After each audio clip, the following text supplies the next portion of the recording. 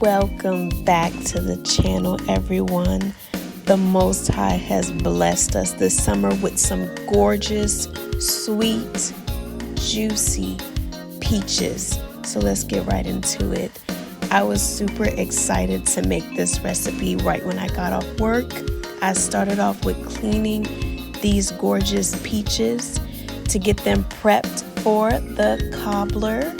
I cleaned them in a white vinegar and water solution just to make sure they were good to eat with the skin on. Look at those gorgeous, juicy, sweet peaches. These are North Carolina peaches grown locally, and I love and am so grateful for every opportunity that I get to cook locally sourced produce. So I sliced them about 1/4 inch thick and put them in my glass pie dish. This recipe, I gauged someone else's ingredients, measurements, and I went my own way pretty much. So I will have the recipe in the description to the best of my ability, because we freestyled it this time. You know how I do. I believe I used about 1/4 cup of agave. So this is the filling, the peaches for the cobbler. There, I used a tablespoon of cornstarch so that later on it gets thick. And we move on to the dumpling crust portion of the cobbler.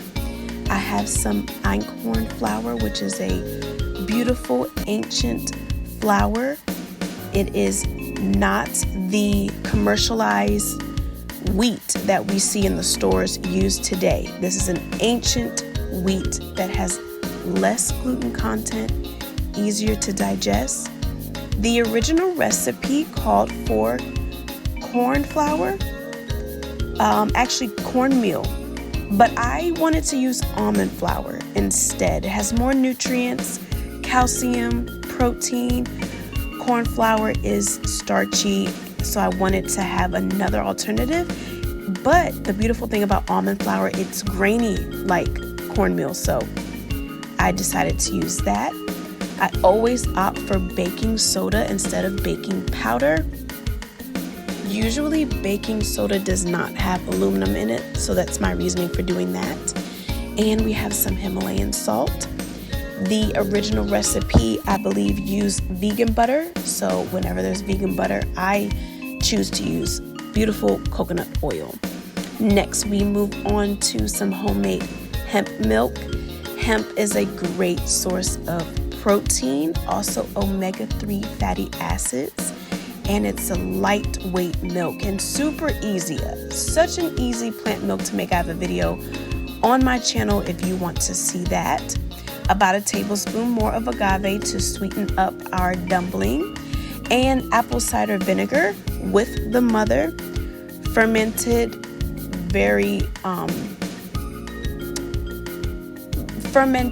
in a way that is just clean. Doesn't have a bunch of processing with this apple cider vinegar. And I use that to activate the baking soda. Baking powder already has activation in it, so you'll need an activation, either lemon or vinegar, to activate. So with the dumpling part, you want it to be thick. That batter part needs to be thick, so I'm just showing how thin it is, and this is where I go off script. I add more einkorn flour. I say it was about 1/2 cup. I don't really know. As you can see, I'm winging it. I know what I'm looking for. I need it to be thicker so I can dump each spoonful on top of the peach filling. So I also added probably about 1/4 cup more of almond flour as well, and mix that all together. As you can see, it's already thickening up, so I needed to put more hemp milk, just a splash. That might have been 1 tablespoon more of the hemp milk, and the consistency we want is this. This is perfect because it's like a dumpling that we're putting on top of the peach filling. gorgeous, gorgeous. So then we move on to, as I stated, we're putting that on top of the peach filling. This is a really good batter mix as well. This is not a batter mix that would raise the blood sugar. The almond flour, having so many nutrients, having fiber, having protein, does not spike the blood sugar. Einkorn flour also not being a hybridized processed wheat doesn't spike as much. It may spike because it doesn't have the germ and the sperm. It is all purpose, but it shouldn't spike too much. And after baking it for about an hour, this is the results. So delicious. Please make this. As you can see, you really don't need a recipe. You just wing it, go with your heart's flow on this. The filling was so sweet, tart, and those peaches really shine, and then the contrast of the crust. It was buttery without butter, salty, perfect. I hope you enjoyed this recipe. Please like, comment, and subscribe for more to the channel. And